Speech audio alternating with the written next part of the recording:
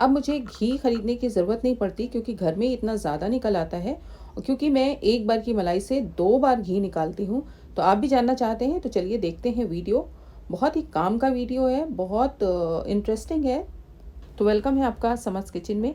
यहाँ पर मैंने फुल क्रीम मिल्क लिया है, 1 लीटर दूध। इस तरह से बिल्कुल स्टार्टिंग से बता रही हूँ। तो जो पैकेट आते हैं उनको अच्छी तरह से शेक कर लें, तो जो भी दूध साइड में लगा होता है, मलाई जम जाती है अक्सर, उसको शेक करके निकाल लेंगे तो बिल्कुल भी दूध वेस्ट नहीं होगा। और इसको उबाल लेंगे। दूध को में जैसे ही उबाल आने लगेगा, आँच को धीमा करेंगे और 1-2 मिनट तक सिर्फ एक्स्ट्रा पकाएंगे। बहुत ज़्यादा पकाने की ज़रूरत नहीं है, ऐसा करने से मोटी मलाई जमती है। और बंद कर देंगे गैस को, ठंडा करेंगे इसको। और इसके ठंडा हो जाने के बाद मलाई इस भगोने को रख देंगे फ्रिज में रात भर के लिए। तो रात भर हो चुकी है, अब सुबह मैंने ये मलाई निकाल ली। तो इसी तरह से मैं मलाई स्टोर करती हूँ और एक कटोरे में स्टोर करती जाती हूँ।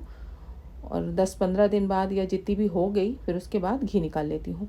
तो मैं इसको फ्रीज़र में स्टोर करती हूँ। इसका फ्रीज़र में स्टोर करने का फ़ायदा ये होता है कि मलाई में किसी तरह की बदबू नहीं आती और बहुत अच्छा घी निकलता है।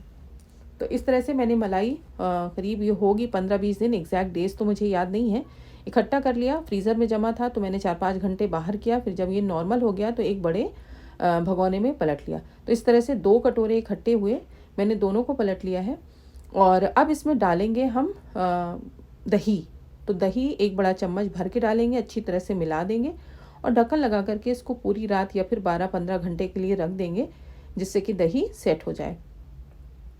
तो अभी मैंने रात भर के लिए इसको छोड़ दिया था और यहाँ पर ये मलाई अच्छी तरह से जम गई है और अब बिल्कुल ये फ्लफ़ी सी हो गई है। तो 1 चम्मच की मदद से मैं इसमें अब आगे की प्रोसेसिंग करूँगी। तो बस इसको सिर्फ ऐसे 2-3 मिनट के लिए ही बस घुमाना है, एक ही डायरेक्शन में घुमाएंगे। और इस तरह करने से बहुत आसानी से और बहुत जल्दी मक्खन सेपरेट होने लगता है। पर अगर आपको इससे दिक्कत है, अगर आप ये नहीं करना चाहते, तो फिर आप इलेक्ट्रिक ब्लेंडर का इस्तेमाल कर सकते हैं या फिर हैंड ब्लेंडर का, मथानी का या मिक्सर ग्राइंडिंग जार का भी इस्तेमाल कर सकते हैं। बड़ी आसानी से निकल आता है। तो आई होप कि आपको कुछ नहीं करना पड़ेगा, सिर्फ चम्मच से ही आप निकाल पाएंगे। तो अभी मक्खन देख रहे हैं आप सेपरेट होने लगा है। थोड़ा सा पानी डाल करके 1 मिनट और फेंटेंगे। तो इस तरह से फेंटने पे ये मक्खन और ज़्यादा क्लियरली विजिबल हो गया है और अच्छा सॉलिड से फॉर्म में आ गया है। अब ठंडा पानी डाल देंगे। ठंडा पानी डालने से होता ये है कि बिल्कुल मक्खन सॉलिड सा हो जाता है और मैनेज करने में बड़ा आसान हो जाता है। तो मक्खन बिल्कुल अलग हो गया है, इसको हम कलेक्ट कर लेंगे। ये देखिए कितना सारा मक्खन निकला है। तो ये है हमारा वाइट बटर और इसको मैंने एक हेवी बॉटम कढ़ाई में डाल दिया है, सारा इकट्ठा कर लिया। और ये हमारा छाछ है। तो इस छाछ की आप कढ़ी बना सकते हैं या फिर तड़का डाल करके ऐसे ही पी सकते हैं, जैसी मर्ज़ी आप इंजॉय कर सकते हैं इसको। अब ये जो वाइट बटर है, इसको हम पहले 2-3 पानी से अच्छी तरह से धो लेंगे। इससे जो मठे की खटास है वो सब भी निकल जाएगी और एक्स्ट्रा जो पार्टिकल है मलाई के वो भी निकल जाएंगे और एकदम क्लियर बटर हो जाएगा ये। तब आप इसको खाने में यूज़ कर सकते हैं। ये वही बटर है जो हम मक्खन में डाल के खाते हैं। तो बढ़िया गर्मा गर्म पराठे बनाइए और इस पर मक्खन डाल के खाइए। ये वाइट बटर बहुत ही बढ़िया लगेगा। तो इस तरह से अच्छी तरह धोना ज़रूरी है। ठंडे पानी से धोएंगे तो आसानी से हो जाएगा, मक्खन हाथों में नहीं लगेगा। तो अब मैंने ये जो पानी बचा है इसको भी निकाल देना है, जिससे हमारी एक्स्ट्रा गैस ना बर्बाद हो और आसानी से घी निकल आए। तो ये मक्खन तैयार हो गया है। आप चाहें तो इसको फ्रिज में 2-3 दिन तक रख कर के खा सकते हैं, उसके बाद घी निकाल सकते हैं। तो अभी मैं सारे का घी निकाल रही हूँ। तो कढ़ाई चढ़ा दी है मैंने गैस पे तेज़ आंच पर और इसको मेल्ट होने देंगे। तो तेज़ आंच पे इसमें टेंडेंसी होती है उबल करके ये ऊपर आता है। तो ऐसे में छोड़ के ना जाएं और एक बार पूरी तरह से लिक्विड फॉर्म में आ जाए तब फिर आप इसकी आंच धीमी करके अपने और दूसरे काम कर सकते हैं, क्योंकि इसमें पूरे प्रोसेस में 15-20 मिनट का टाइम ज़रूर लगेगा। और धीरे बीच बीच में चलाते रहें। तो आप देख रहे हैं येलो लिक्विड दिखने लग गया है। घी अब ऊपर आ चुका है और कितना बढ़िया लग रहा है। अभी मैंने इस पर थोड़े से करी पत्ते डाल दिए हैं, सूखे करी पत्ते हैं। 2-4 मिनट इसके साथ भी पकेगा तो इसमें बढ़िया सा फ्लेवर भी आएगा।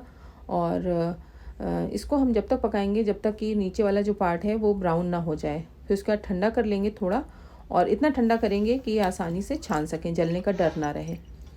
तो मैंने गलती से छोटा जार ले लिया और वो पूरा भर गया। उसके बाद भी घी बचा रह गया, मुझे आइडिया नहीं लगा, तो मुझे जार बदलना पड़ा, इतना ज़्यादा घी निकला है। तो मैंने फिर दूसरा जार लिया और उसमें निकाला। तो देखिए करीब आधा लीटर ये घी निकल आया है हमारा। तो ये है गोल्डन लिक्विड, और बहुत ही टेस्टी घर का घी है, खुशबूदार, बिल्कुल दानेदार। तो इसको छान करके और रख लेंगे। थोड़ी देर ठंडा करने के बाद ये देखिए रात भर रखा रहा और उसके बाद ये बिल्कुल दानेदार घी हमारा तैयार हो गया। तो अभी यहीं पर वीडियो ख़त्म नहीं हुआ है। अब ये जो हमारा बचा हुआ था ना मलाई का पार्ट, इसको जनरली हम फेंक देते हैं। तो इसमें डालेंगे पानी, क्योंकि इसमें बहुत ज़्यादा घी होता है, और पानी डाल करके इसको गैस में उबालेंगे। और जब ये उबल रहा है उतनी देर में इसी गर्म पानी से इस कढ़ाई को भी साफ़ करते जाएंगे। इससे ये बड़ी आसानी से साफ़ हो जाएगी कढ़ाई भी, और दूसरा फ़ायदा ये होगा कि बचा हुआ घी भी निकल आएगा। अब इसको छान लेंगे। छान लिया मैंने एक बर्तन में, और अब इसको थोड़ा सा निचोड़ देंगे, क्योंकि हम नहीं चाहते हैं कि बिल्कुल भी हमारा घी वेस्ट हो।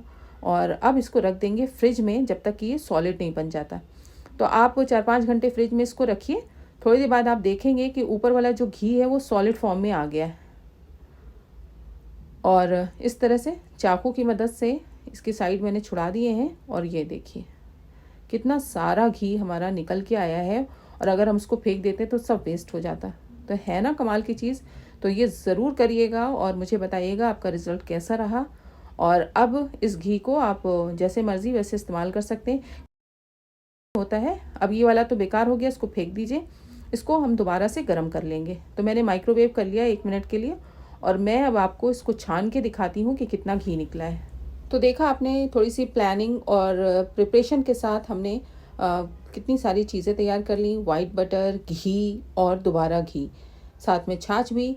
तो ज़रूर आप भी वीडियो ट्राई करिए और मुझे बताइए आपको कैसा लगा ये वीडियो। देखते रहिए summers kitchen. Thank you so much.